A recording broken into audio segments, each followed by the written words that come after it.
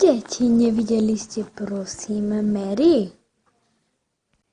Pán učiteľ, ona mi vravila, že určite príde, takže by mala prísť. A vy vzadu nevideli ste Mary? No, ja nie. Ani ja. Pán učiteľ, ja som ju ani vchádzať do školy nevidela. Och, ja aj dnešné deti. Pán učiteľ, tu som.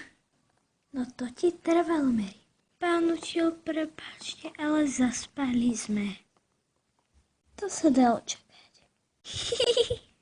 Hej, prestaňte. Deti, tam je autobus, nastupovať, poďte za mňou. Šup, šup, deti.